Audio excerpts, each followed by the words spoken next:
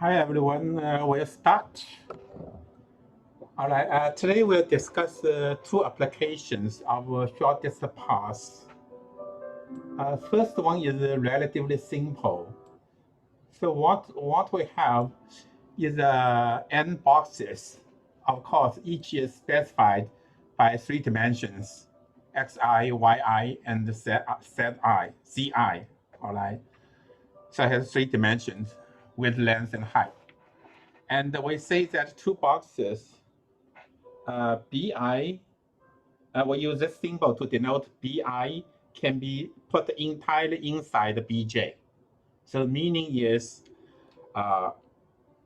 xi less than xj, yi less than yj, and let you know, very good comparison. Okay. All right, very good comparison. Let's let you know. Okay, so for example, you're packing. So it's related to packing. If you want to move around packing, so you want to put many boxes in together, so say occupy less space. All right, so one box, and inside we can put maybe another one inside, and so on. All right. So our task is find the longest sequence of boxes so one can be put inside another. So we want to find T boxes so that one can put inside the other.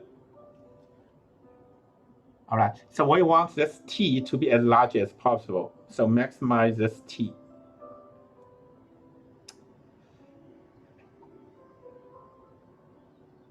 Oh, sorry, should be less than. Actually, it does not matter. Okay, it's better less than. Okay, all 3 dimensions should be less than. All right. So that's a task. So how can we solve this problem? Of course, you can try, like give a collection of boxes, you can try to put in, but to find the largest sequence is not easy. So for example, I can give you several boxes, maybe that's one of them. Something is not quite right. The pad may have some problem.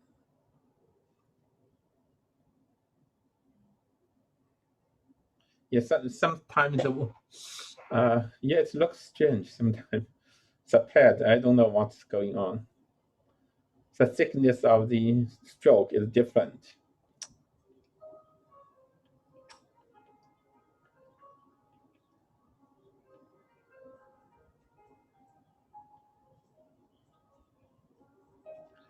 All right. So for example, here are 6 boxes. So can you find the longest sequence? So large number of boxes among these 6, so one can put into the another. It's not obvious, right? Okay. So of course, for us, we try to find a nice way to solve this problem. First of all, we try to formalize this problem, to model this problem nicely. So for me, it's very natural to, of course, I'm a graph theory person. So for me, everything is a graph. All right.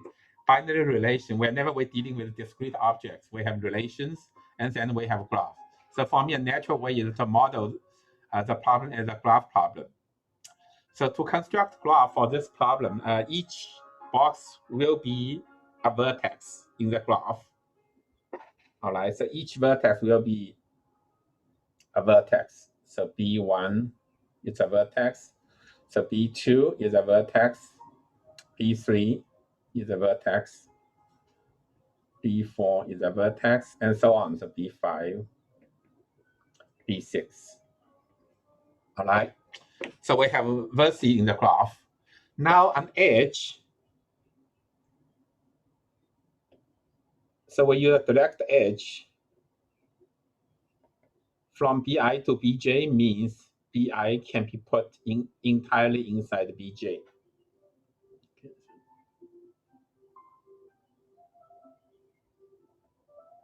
All right. So what we get is we get a graph. So for example, that's a graph we obtain.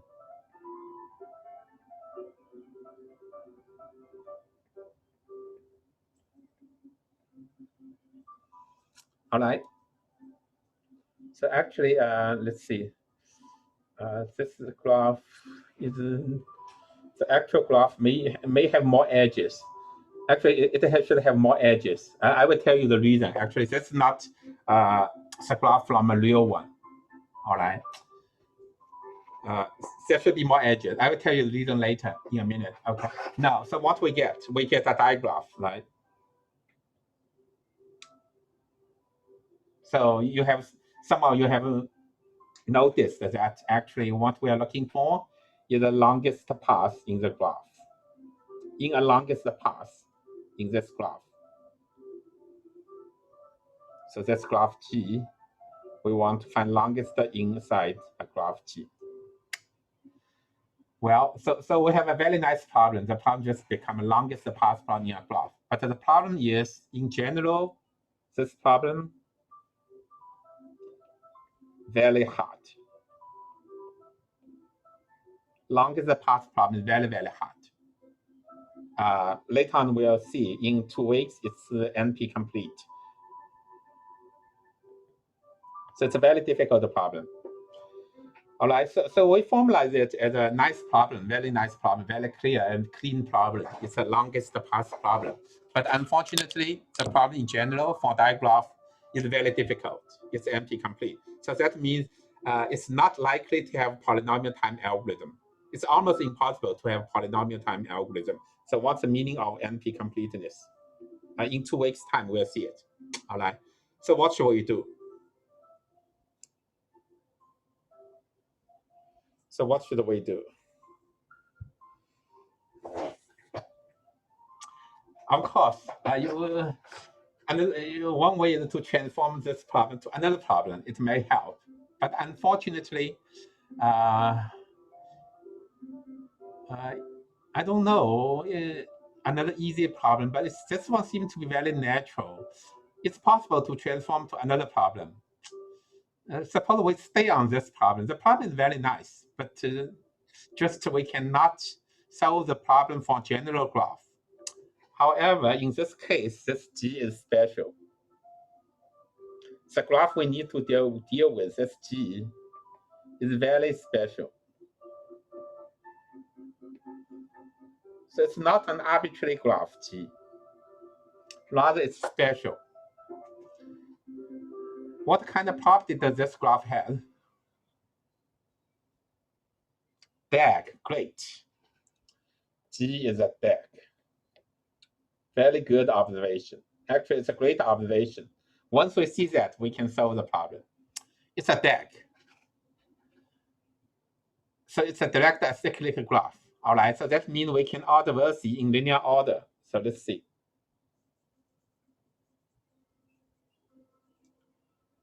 So for these, let's see, maybe for these 5 verses, it's probably in this way: G1, B1, B2, B3. Actually, yeah, B5. Okay, let me just use different order instead of 4 and 5.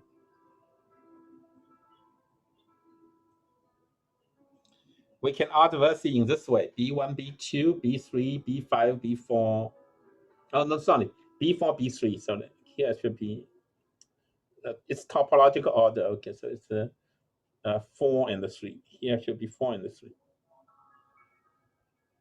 So that all edges goes from left to right. All right, so we can see that B1 go to B2, B5, B3, and I'm sorry, not B5. Sorry. B1 is the B1, B2, 3, and 4. 3 and 4. That's B1. B2, 3, 4, 3, 5, and 6.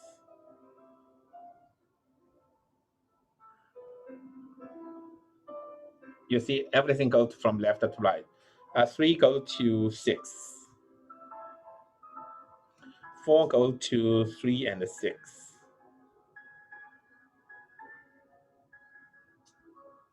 5 goes to 6. So you see, every edge goes from left to right. Okay. Earlier I mentioned actually this graph is not a graph for a real situation because the DAG actually we obtain, it's not an arbitrary DAG. Actually, this DAG should be transitive. So DAG is transitive. That means if VI, VJ is an edge, sorry, maybe use a different one, easy one. Okay.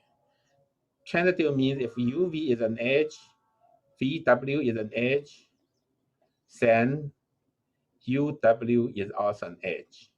That's transitivity. So if we have this situation, then we must have this edge, UVW. For our problem, actually, this relation, BI contained in BJ, this relation is a transitive relation. Okay, so actually the DAG we obtain is transitive. This graph is not, but it's more general. Okay, so actually if we're transitive, let's see, we need to add something, I think. Yeah, for example, there should be this edge. It's not drawn in this graph. So this edge should be there. Since B1 can be put into B3, B3 can be put inside B6, so B1 can be put into B6. Actually, this edge is here. There may be other edges. But anyway, it's a DAG. It's good enough, okay, for a DAG. For our application, DAG is good enough. So the problem we are facing is to find the longest path in a DAG, all right? So then we can ignore other things. So what we try to do is, how can we find the longest path?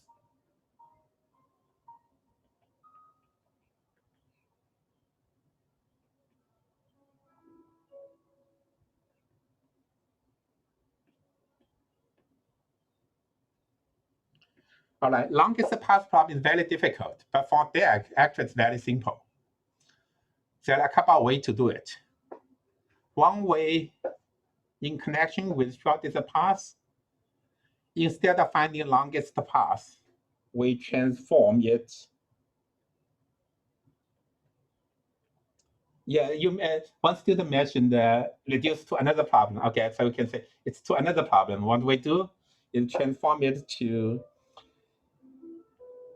a shortest path problem.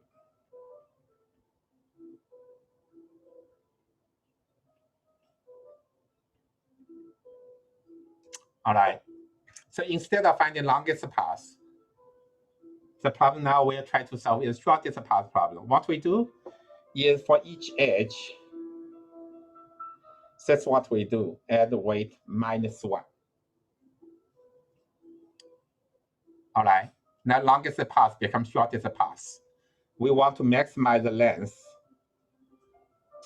So that's same as minimize the minus of length, right? So maximization problem becomes minimization problem. Of course, actually it does not change the problem at all. But the nice thing about the DAG is we can solve a shortest path problem in linear time, even when it has negative weight. Because DAG will not have negative cycle at all.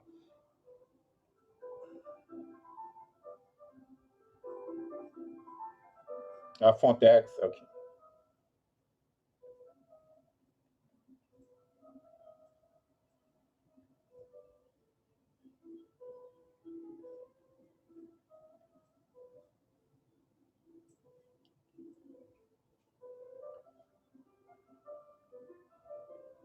Shortest path can be solved in linear time. Last time we mentioned, use the Bellman-Ford one pass. Bellman-Ford.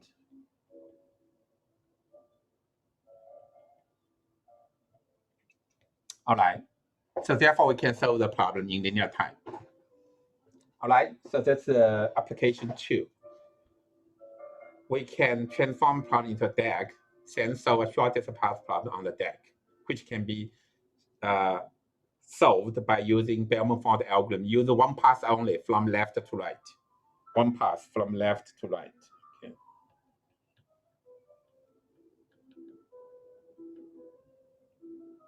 All right. So now you see it's the importance of topological sorting.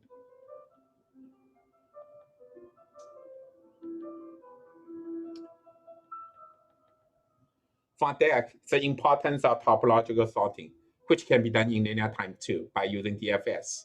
Okay. All right. Okay. So this one is easy.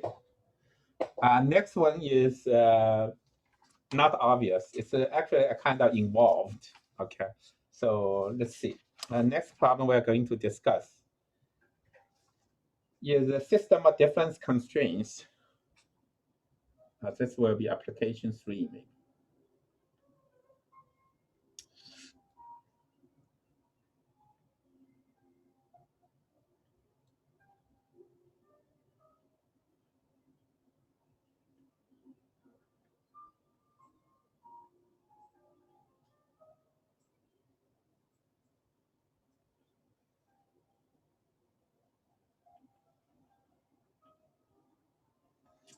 All right. So what we have, let's see, let me start with a very small example. I give you a system of linear constraints, say x1 minus x2. So each constraint is difference between two variables. All right. So we have inequality here. So x2 minus x3 minus 2 and x1 minus x3 at most 2. So each constraint is of this form. All right. So we want to know if there are a value for xi so that all differences are satisfied. So for example, for this one, it's very simple, only 3 of them. It's easy to see that one solution is x1 equals 3, x2 equals 0, and x3 equals 2. All right. It's not unique. It's not unique at all. For example, we can have another one, 2 minus 1, 0 is also another one. All right, there are many actually. Okay, so we want to find a solution. So for if a number constraint is small, it's quite easy. But for large number, it's not easy at all. All right. Oh, sorry, this one, the last one should be 1. I think it should be 1. Should be 1. All right. All right. So this one actually has applications. One situation is about job scheduling. So this one comes from job scheduling. So why would we say such thing? Of course, related to linear programming, but there are real applications, say job scheduling.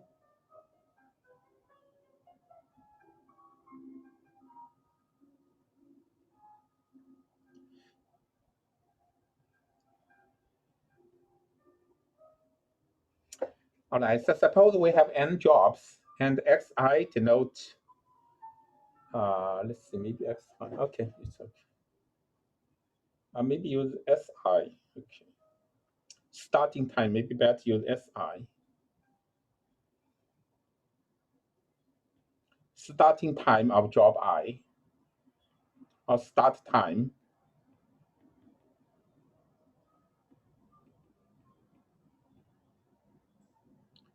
All right, so we want to schedule job. We want to see when to start a job.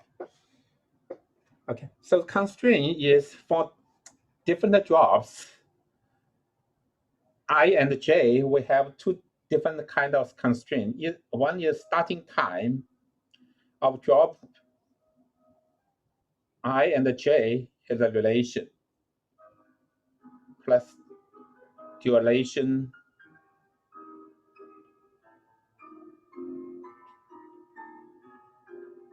for example, job I cannot start after we finish job J, for example. So it's here, starting time will be starting time of J plus duration of job J.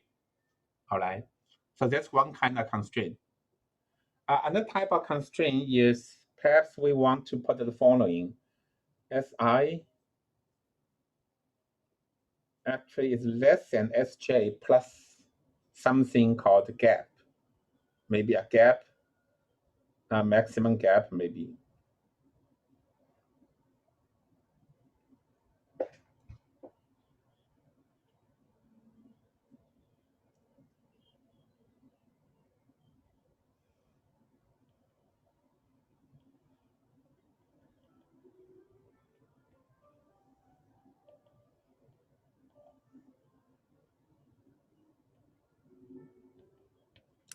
Okay.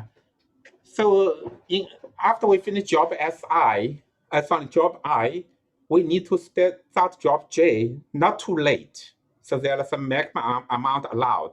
For example, to complete your degree, you can take at most 6 years, for example. All right.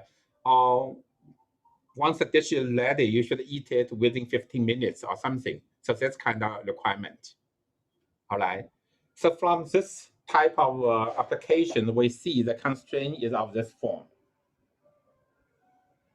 This constraint is of the form xi minus xj at most b. Let me put a constraint called b. Instead of ij, I said maybe bji.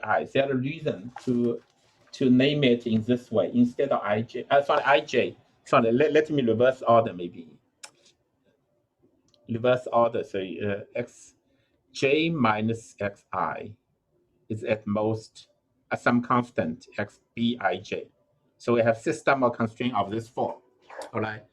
So this kind of application really need to us to solve a system or constraint of this form. Okay.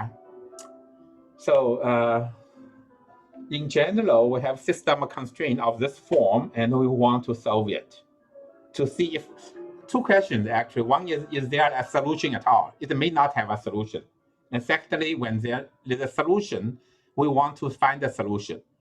So in case of job scheduling, we want to find a solution actually maybe even to minimize total time or even to minimize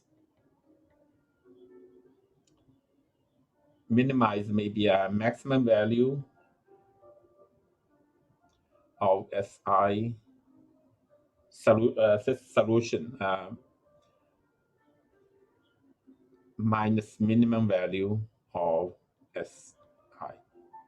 So maybe we even want to minimize the duration of all the jobs.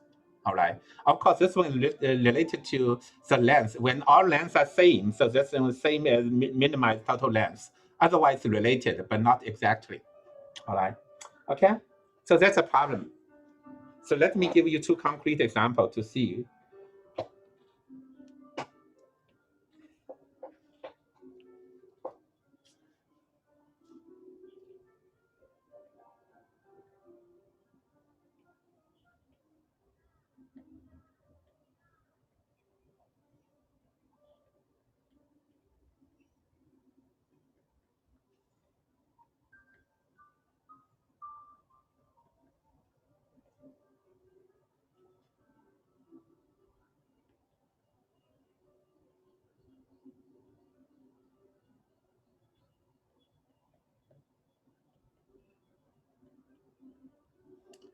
Okay. Now this a system of equations. Each equation is an inequality. That's a difference of two variables. And we want to know whether it's possible.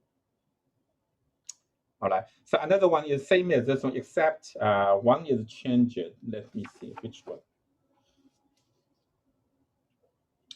1, 3. Except this one. Except this one. So instead of less than 3, we change to x3 minus x1 less than 2. All right. So I have two system inequalities. So the question is, that each of them has a solution, have a solution, and when there is a solution, how can we find a solution? It seems not easy at all, right? So that's actually the point I will try to convey. It's not easy at all, even with only 6 constraints. All right. So how can we solve this problem? All right. Again, we will use graph to model the problem. We use a graph problem to help us to solve this problem. So we model this problem by a graph problem.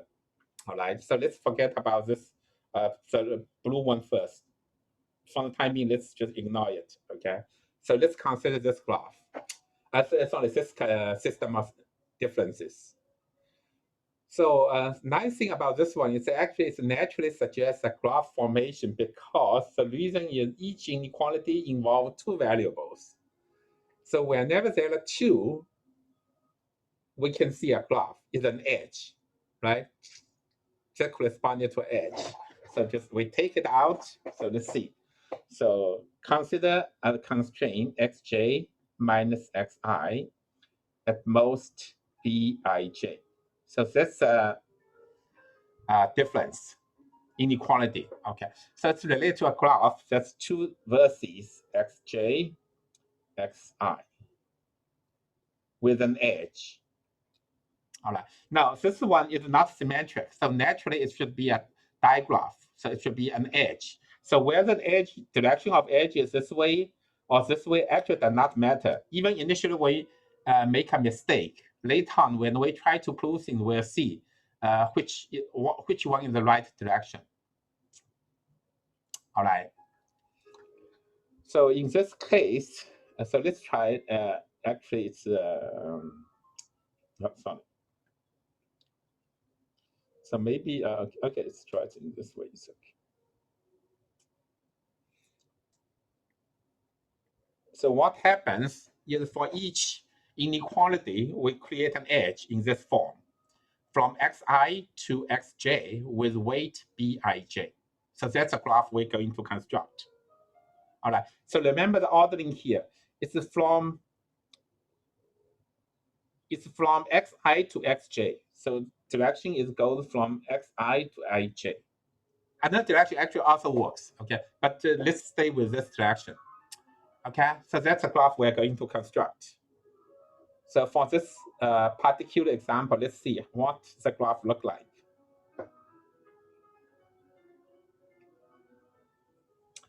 So of course, the graph has four vertices, each corresponding to a variable. So in a graph, maybe use a different name instead of xi as a vertex. So what we do is it's corresponding to vertex vi. So quite often we use v for vertex. All right. So there are four vertices: v1, v2, v3, and the v4. All right. So now there are six edges. There are six differences. So each corresponding to an edge. All right. So x1 minus x2, the first one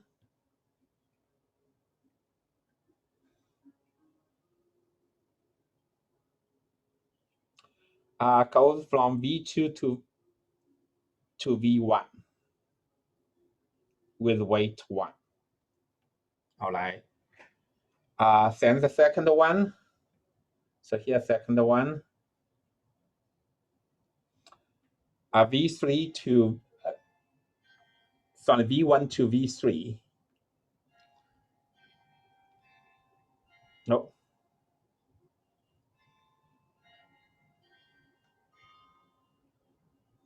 With weight 3. All right. So others are. So we draw other edges in similar way. So this one. Oh, sorry. V1 to V4, weight -1, and V4 to V2, last one is weight 4, and V3 to V4, weight -2, and V3 to V2, weight -3. So we obtain this graph. All right. So what we see in this graph, some edges are weights are negative, some are positive. All right. Now, all right, so now you have impression of this graph. Now, last time I said if we change this one to x3 minus x1 less than 2, if we make this change, then in this graph, what happens? Instead of the 3, we get 2. Then what do you see? Oh, actually, no, sorry. No, that's what they're not. They're not. No. I made a mistake in my. No, this one does not change it. Okay. So let me change something else. This one does not. Okay. So I the direction of arrow. I do not. It's wrong. Okay, actually.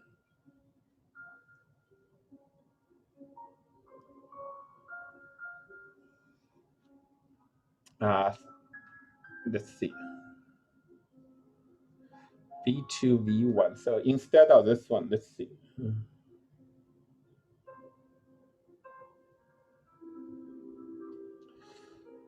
Instead of this one, let's see. It's this one. Suppose. Oh.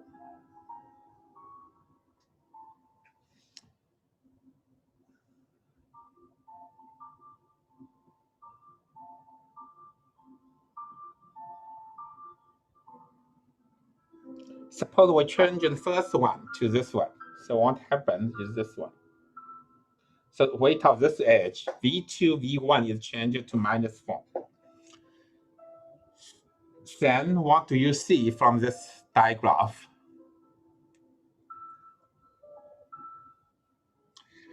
Do you notice there is a cycle here?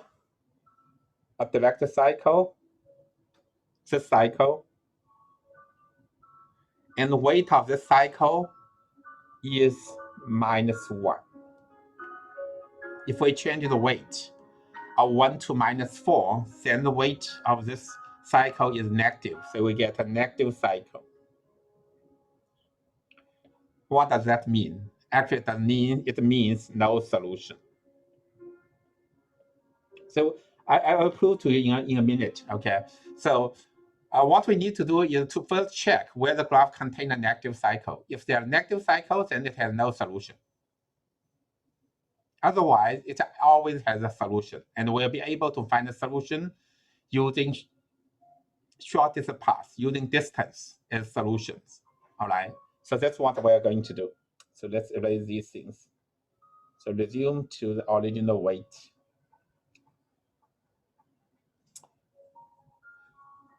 So suppose the graph has no negative cycle. All right. So this graph has no negative cycle. You can check. Actually, only cycle. There are two cycles. There are two cycles. One is this one. Another one is outside. This one. So none of it is negative. Okay. So this one contains a solution. So in order to find solution, what we do, we add a vertex outside. Add a vertex. So vertex V. All right. Now for this vertex, we add an edge from this vertex to every vertex with weight 0.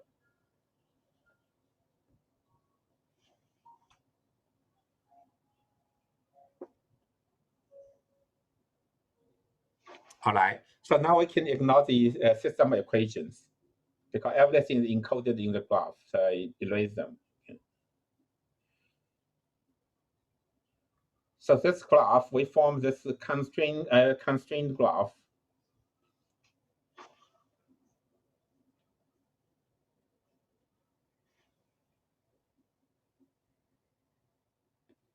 All right. When the original graph has no negative cycle, the new graph also have no negative cycle because the way we add edges, these red edges, all of which 0. So certainly will not create negative cycle. All right. So when this one no negative cycle,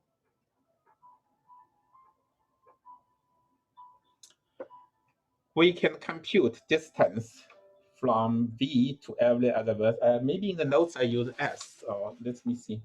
I use S. Okay, so maybe I change, instead of using V, change it to S. So instead of this vertex V, change it to vertex S. So we can compute distance from this vertex to every vertex, the blue ones, all right? So how do we compute distance? This one, Bellman font.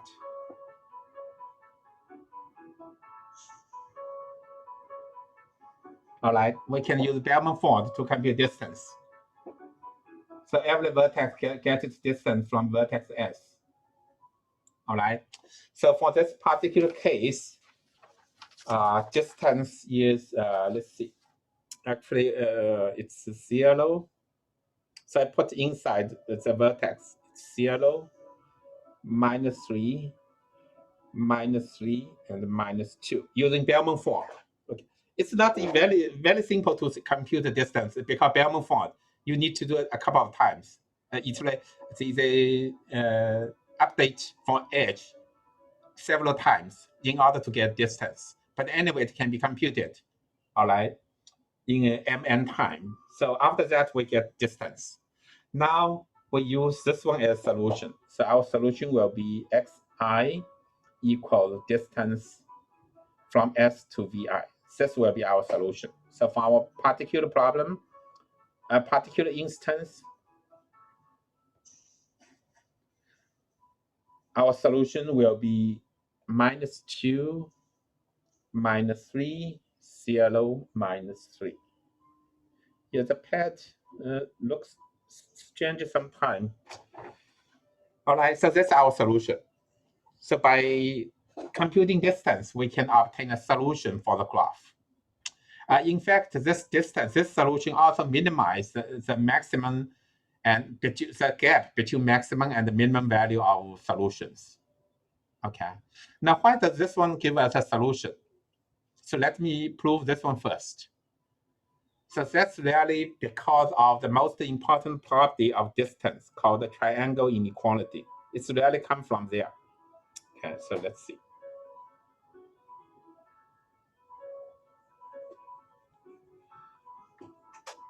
So without this property, we cannot use distance as solution. So nice thing about distance is the triangle inequality.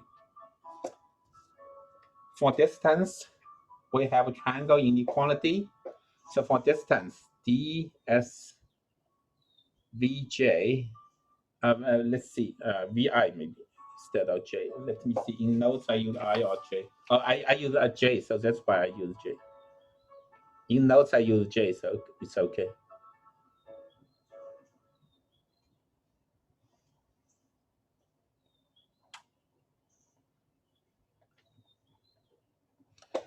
That's a triangle inequality for distance. So we have S here and vertex Vj. Here the vertex Vi. So triangle inequality says distance from S to J, Vj is no more than distance from S to Vj, Vi plus the weight of this edge. So that's the weight of this edge. This triangle inequality. All right. So from here, what we have, just to change the form, we get dsvj minus dsvi less than equal weight of vi vj. All right, so that's exactly xj minus xi less than bij. So therefore, each constraint is satisfied. All right. So because of triangle inequality, it easily follows. Our distance is always minimum. Distance means the minimum length path. All right. So we get this one. So when there are no negative cycle we see, we can use distance from the added vertex S. Using that one and compute distance from this vertex to our other vertices, use distance as solution. All right. Okay. Now, when there are negative cycles, actually there are no solution at all. So why is that the case if the graph contains negative cycles? All right. So next thing we want to prove, if when exists negative cycle, then it has no solution. So why this one is the case? All right, so suppose we have negative cycle C. C is V1, V2, consists of these vertices in the order. So these are negative cycle. All right. So then by the meaning of this negative cycle, what we have is x2 minus x1 less than weight between these two edges, 1, 2, and x3 minus x2. Your pad does not something W23 and so on.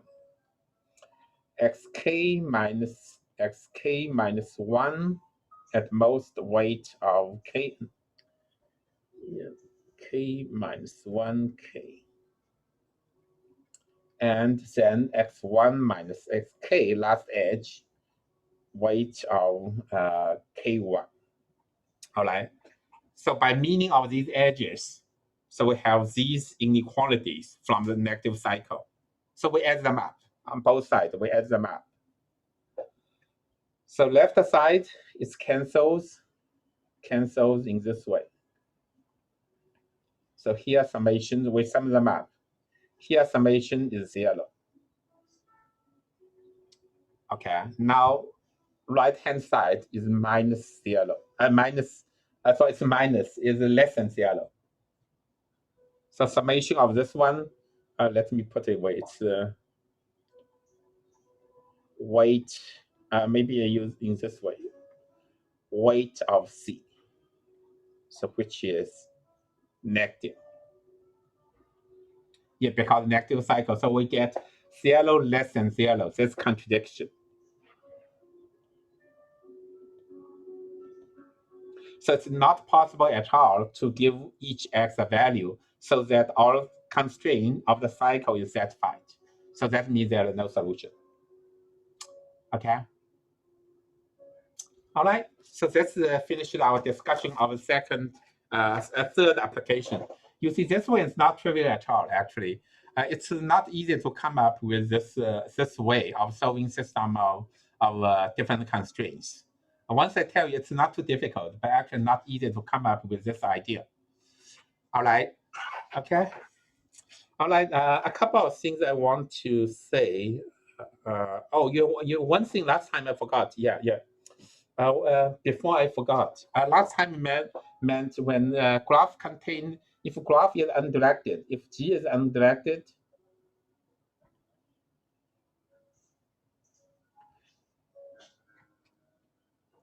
or find distance, use Bellman font. If a graph is undirected but general weight with negative weight,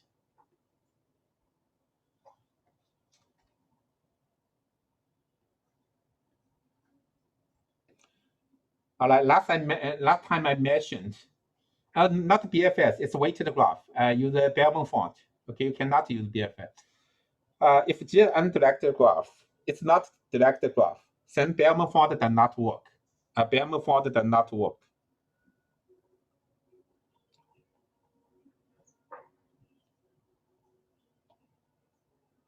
Because of negative cycle it may create in the transformation. So when we transform G into a digraph, so we transform G into a digraph, say in this way. So in the transformation, an edge will become a diagon. So actually last time, I was thinking of different counter example. So if this was a negative edge, so this will create a diagon, a negative cycle. It's diagon. So two edges is called the diagon. Di means two. All right. So this was a negative cycle. I was thinking actually another cycle, different kind of cycle. If original graph has no negative cycle, is it possible to create another different kind of negative cycle other than this trivial one? But actually cannot. So that's only a bad case. So it creates this kind of negative cycle. But this kind of negative cycle is bad enough for Bellman font. So Bellman font does not work. So Bellman font only works for digraph. For undirected graph, it does not work. There is polynomial algorithm for this, but it's very difficult. It's need to use matching. Next year when I teach elite session, I may discuss it. Okay, it's more involved. All right. Another thing is there are many different forms. There are many different problems for shortest paths. For example, I want to mention a couple of problems. One is a negative side. Different kind of problem. For example, we may want shortest path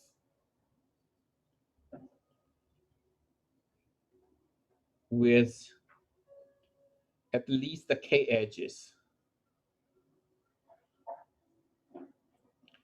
So how do we solve this problem? So we want to restrict the number of edges we can use. All right. Secondly, maybe another problem, shortest path passing through particular vertices.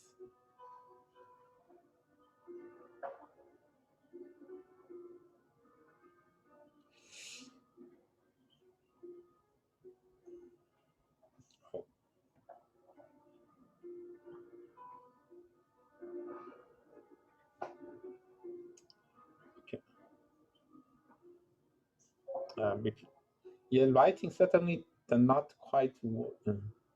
Oh, no, sorry.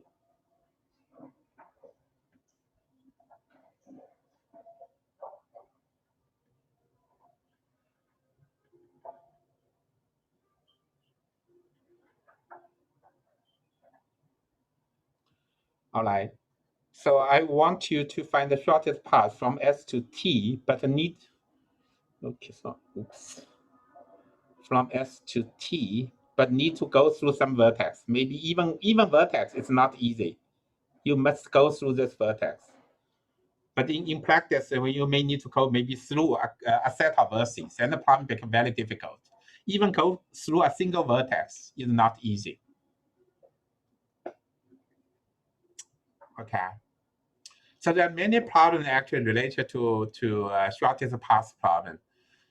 So actually, you just learned some very basic things about shortest path. There are a lot, much more on shortest path. All right. So in the homework, I think I will give you. I will post it today for third homework. You will see some problem. Actually, one problem with in the second homework 2, the last problem. That one I give you a root already. But now, if I do not give you a root, to find a root, then it's not easy. All right. So I will ask you to do that problem for third homework. All right. I think I should stop here because there's a tutorial coming up and also time is up. Okay. Okay. Next week we'll discuss dynamic programming. All right. Your homework 2 today. Okay, this afternoon.